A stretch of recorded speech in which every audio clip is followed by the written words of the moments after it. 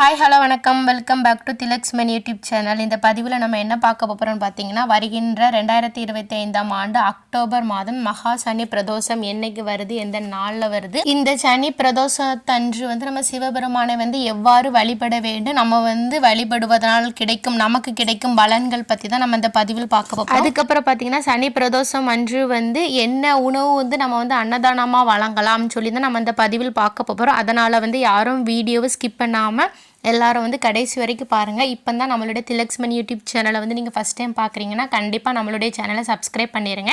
அதோடு மட்டுமல்லாதது பக்கத்தில் உள்ள பெல் பட்டனை கிளிக் பண்ணிடுங்க. அப்போ தான் நான் போடுற வீடியோஸ் உங்களுக்கு டெய்லி அப்டேட் ஆகும். வாங்க இப்போ நம்ம வீடியோக்குள்ளே போகலாம். அடுத்து பார்த்திங்கன்னா, சனி மகா பிரதோஷத்தின் சிறப்புகள் தான் பார்க்க போகிறோம். வாங்க பார்க்கலாம். சிவபெருமானை வழிபாடு செய்வதற்கு பல்வேறு விரத நாட்கள் இருந்தாலும் பிரதோஷ நாள் மிகவும் விசேஷமானது. பிரதோஷ நாள் வரக்கூடிய கிழமையை பொறுத்தும் பிரதோஷ பலன் அமையும். மிக மிக சிறப்பு வாய்ந்த பிரதோஷமாக இருப்பது என்னதுன்னு பார்த்தீங்கன்னா, சனி பிரதோஷம் தாங்க. இதை சனி மகா பிரதோஷம் அப்படின்னு சொல்லுவாங்க.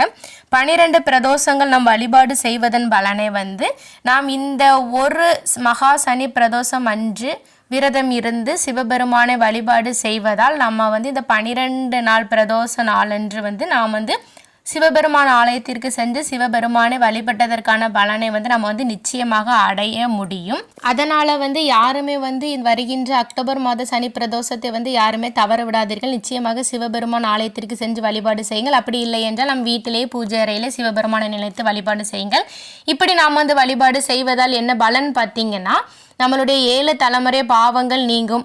அதுக்கப்புறம் பார்த்திங்கன்னா, ஏன் மகா சனி பிரதோஷத்தை நம்ம இவ்வளோ சிறப்பு வாய்ந்ததாக நம்ம சொல்கிறோன்னு சொல்லி பார்த்தீங்கன்னா, சிவபெருமான் பார்க்கடலில் இருந்து தோன்றிய நஞ்சினை உண்டு தேவர்களை காப்பாற்றியது தேய்பிரை திரியோதசி கூடிய சனிக்கிழமை என்பதால் தான் இந்த சனிக்கிழமையில் வரும் பிரதோஷம் சனி மகா பிரதோஷம் என்று சிறப்பிக்கப்படுகிறது. சாதாரண பிரதோஷ வழிபாடு பலன்களை காட்டிலும் 1000 மடங்கு பலன் தரக்கூடியது தான் இந்த சனி பிரதோஷம்.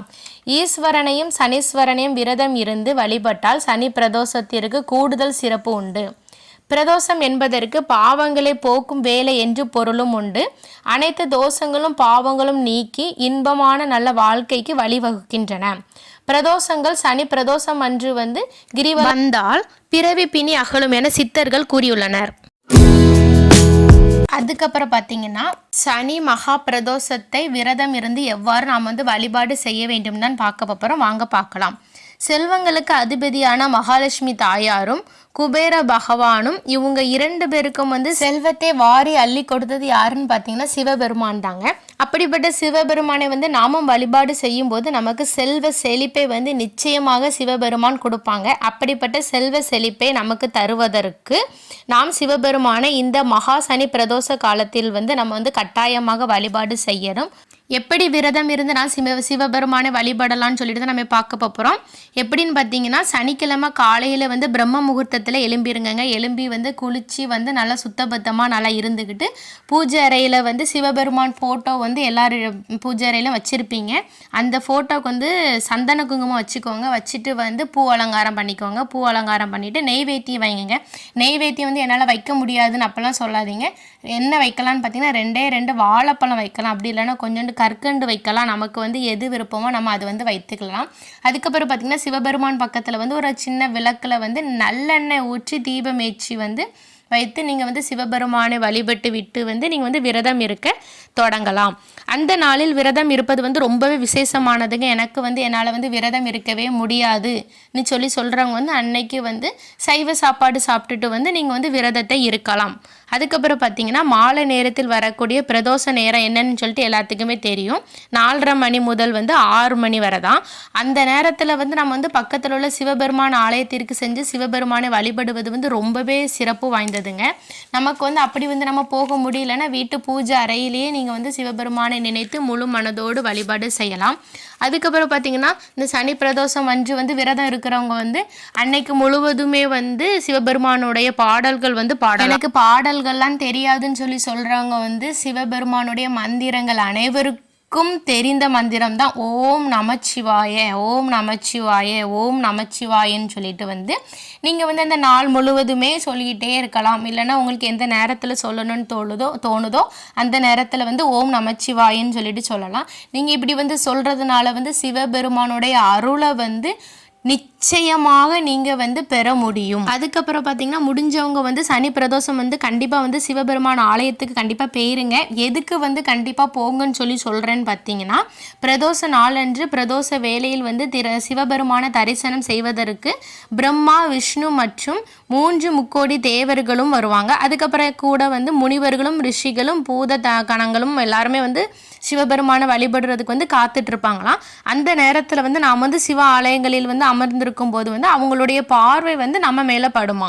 அப்படி நம்ம மேலே படும்போது வந்து நம்மளுக்கு வந்து அவங்களுடைய அருள் வந்து பரிபூரணமாக கிடைக்கும். அதுக்கப்புறம் பார்த்தீங்கன்னா பிரதோஷம் அன்னைக்கு வந்து சிவபெருமானுக்கு வந்து பல்வேறு அபிஷேகங்கள் பண்ணுவாங்க.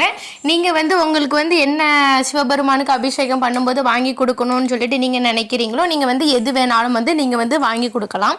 சுத்தமான பசும்பால் வந்து நீங்கள் வாங்கி கொடுத்தீங்கன்னா நீண்ட ஆயுள் மற்றும் நிறைவான செல்வம் வந்து நமக்கு கிடைக்கும். அதுக்கப்புறம் பார்த்தீங்கன்னா தீராத கடன் தீர வந்து அன்றைய தினம் வந்து அரிசி மாவு வாங்கி வந்து நம்ம வந்து அபிஷேகத்துக்கு கொடுக்கலாம். அதுக்கப்புறம் பார்த்தீங்கன்னா வந்து சிவபெருமானுக்கு வந்து அர்ச்சனை பண்ணுறதுக்கு வந்து வில்வ இலை வந்து வாங்கி கொடுக்கறது வந்து ரொம்பவே சிறப்பு. அதுக்கப்புறம் பார்த்தீங்கன்னா சனி பிரதோஷம் அன்று வந்து பசுவிற்கு வந்து தானம் செய்யலாம். என்ன தானம் செய்யலாம்னா அகத்திக்கீரை வந்து பசுவிற்கு வந்து வழங்கலாம்.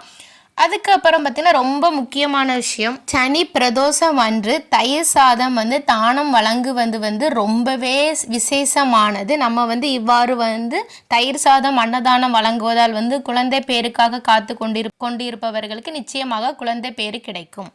அதனால் வந்து முடிஞ்ச அளவுக்கு வந்து அன்னதானம் செய்கள். தானத்திலே ரொம்ப சிறந்த தானம் சொன்னாலே அன்னதானம் தான். அடுத்து பார்த்தீங்கன்னா மகா சனி பிரதோஷம் வந்து என்னைக்கு வருதுன்னு சொல்லி தான் பார்க்க போகிறோம். வாங்க பார்க்கலாம். மகா சனி பிரதோஷம் 2025 வருடம் அக்டோபர் மாதம் 4ஆம் தேதி வருகிறதுங்க. அதனால் வந்து இந்த நாளை வந்து தவற விடாதீர்கள்.